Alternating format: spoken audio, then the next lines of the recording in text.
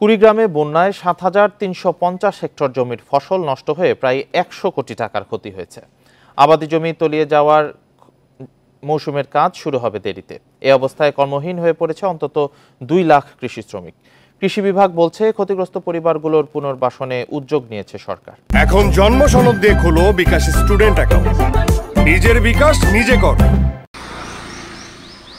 কৃষিপঞ্জি অনুযায়ী খরিফ ২ মৌসুমের জন্য জমি তৈরির কাজ শুরু হয় জুলাইয়ের শুরুতে, চলে শেষ পর্যন্ত। কোনো কোনো এলাকায় চলে আরও কিছুদিন। কিন্তু ব্রহ্মপুত্র সহ ১৬ নদ নদীর জেলা কুড়িগ্রামে এখনো অধিকাংশ আবাদি জমি তলিয়ে আছে পানির নিচে। কৃষি সম্প্রসারণ অধিদপ্তরের হিসাবে ৫,০৮,০০০ কৃষি নির্ভর পরিবারের অনেকেরই এখন সংসার চলছে ধার দেনা করে।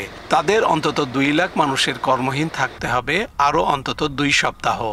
বন্যার আগে ৩00-৪০০ টাকা দিনে কামাই হয়েছিল, এখন তো কামাই নাই। কিছু ছিল মাইসেরও কিছু কাজ করি, বর্তমান পানি দিয়ে ভাসিয়ে গেছে, নিজেরও কাজ করে নাই, আমারও এখন বেকার বসে গেছি। দ্বিতীয় দফা বন্যায় ৭,৩৫০ হেক্টর জমির ফসল নষ্ট হয়েছে। এতে প্রায় ১০০ কোটি টাকার ক্ষতি হয়েছে। সরকার ক্ষতিগ্রস্তদের পুনর্বাসনের উদ্যোগ নিয়েছে বলে জানিয়েছে কৃষি বিভাগ। আমরা কৃষকদের যে ক্ষতিগ্রস্ত এই পরিমাণটা আমরা আমাদের ঊর্ধ্বতন কর্তৃপক্ষকে জানিয়েছি এবং আমরা আশা করছি যে বন্যার পানি নেমে যাওয়ার পরে আমরা কৃষকদেরকে পুনর্বাসিত করতে পারবো। কুড়িগ্রামের ৯ উপজেলায় বন্যায় এখনো ডুবে আছে অন্তত ৪৫টি union. Hasibur Rahman, independent news, Kurigram. বন্যা পরিস্থিতি নিয়ে জানাতে সিলেট ও গাইবান্ধা থেকে যুক্ত হয়েছেন সহকর্মীরা। প্রথমে সিলেট থেকে জানাবেন সহকর্মী রানা মজুমদার। রানা মজুমদার, চলতি মৌসুমে ৩ দফায় বন্যায় আক্রান্ত হলো সিলেট। এখন কি অবস্থা বন্যা পরিস্থিতির এবং ক্ষয়ক্ষতির পরিমাণ কি জানা গেল?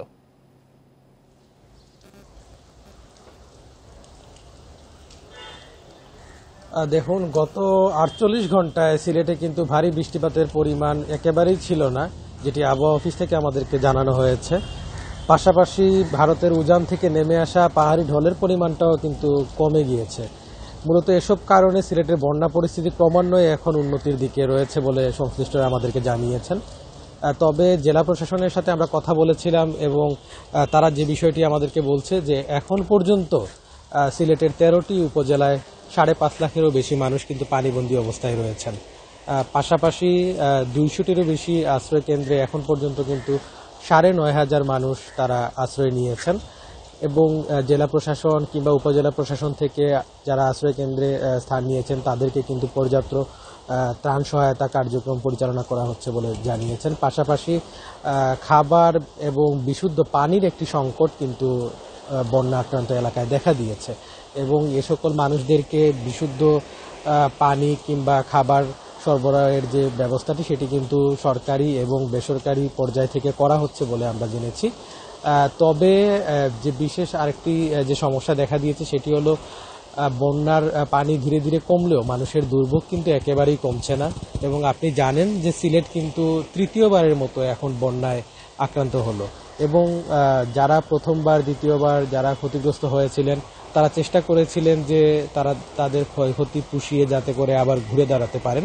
তবে তৃতীয় দফা বন্যায় আক্রান্ত হয়ে তারা কিন্তু আসলে সেভাবে আর তারা ঘুরে দাঁড়াতে পারেননি, বরঞ্চ তাদের দ্বিগুণ তিনগুণ পরিমাণে কারো কারো ক্ষতি হয়েছে। কারো ফসলের জমি ভেসে গিয়েছে, পাশাপাশি কারো কিন্তু আরও যে ধরনের ক্ষয়ক্ষতি, রাস্তাঘাটের ক্ষয়ক্ষতি, এ ধরনের ক্ষয়ক্ষতি কিন্তু সিলেটে হয়েছে। তো সবকিছু মিলিয়ে সিলেটের বন্যা পরিস্থিতি এখন উন্নতির দিকে রয়েছে।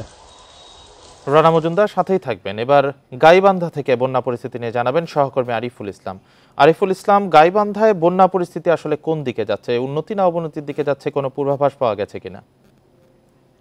আসলে উন্নতির বিষয়টি এখনো সেরকম নেই। যে পানি সামান্যভাবে কমতে শুরু করলেও যে ২.৫ লাখের বেশি মানুষ পানিবন্দী হয়ে রয়েছিলেন তাদের দুর্ভোগ এবং কষ্ট কিন্তু সেই জায়গাতেই রয়েছে, বরঞ্চ দিন বাড়ছে সেই দুর্ভোগের পরিমাণটিও বাড়ছে। তাদের খাবারের সমস্যা, তাদের গবাদি পশু নিয়ে যে সমস্যাগুলো, রান্না বান্নার সমস্যাগুলো সেগুলো কিন্তু রয়েছে।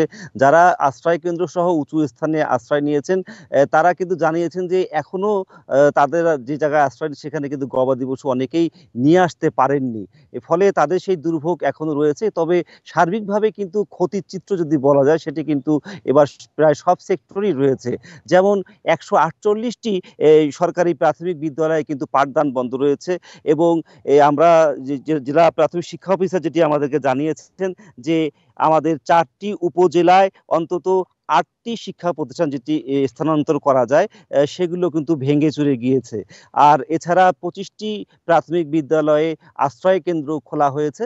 আবার যদি কৃষি বিভাগের কথা বলি, কৃষি সম্পন্ন অধিদপ্তরের উপপরিচালক খোরশেদ আলম, তার সাথে কথা বলেছিলাম। তিনি যেটি জানিয়েছেন যে এবার কিন্তু 67,000 কৃষক ক্ষতির সম্মুখীন হচ্ছেন এবং আউশ, রোপা আউশ, আমন, শাকসবজি সহ অন্তত 6,500 হেক্টর জমির ফসল কিন্তু পানিতে নিমজ্জিত রয়েছে, যেটি আর্থিকভাবে হিসাব করলে অন্তত 77 কোটিতে গিয়ে দাঁড়ায়। আর এই বন্যা পরিস্থিতি যদি আরো লম্বা হয় তাহলে এই পরিমাণটি কিন্তু আরো অনেক বেশি বৃদ্ধি পাবে। তো সব মিলিয়ে বলা যায় যে আসলে উন্নতি নয়, বরঞ্চ প্রতিনিয়ত আমরা অবনতির দিকে যাচ্ছি।